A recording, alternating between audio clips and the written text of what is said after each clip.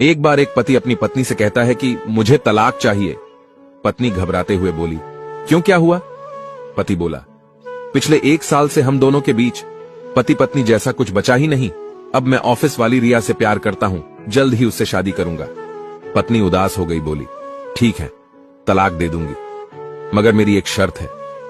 तुम 10 दिन रोज सुबह हमारे बेटे के सामने मुझे बाहर सड़क से गोद में उठाकर बेडरूम तक लाओगे। पति ने सोचा, सस्ते में तलाक मिल रहा है, इसलिए वह तैयार हो गया। पहले दिन उसने जब पत्नी को गोद में उठाया तो उसे लगा कि वह बहुत कमजोर हो गई है। दूसरे दिन पत्नी ने जब अपना सिर उसके सीने से लगाया तो उसकी खुशबू से उसे पुराने दिन याद आ गए। तीसरे दिन उसने जब अपनी पत्नी का चेहरा गौर से देखा तो आज भी वो मासूम गुड़िया जैसी लगी। उसे लगा वो बीमार है और बीमारी उससे छुपा रही है। चौथे दिन जब गोद में उठाया तो उसे एहसास हुआ कि वह उसके साथ गलत कर रहा है। आखिरी दिन जब पति ने पत्नी को उठाया तो उसकी पत्नी ने उसके सीने से चिपक कर आंखें बंद कर ली।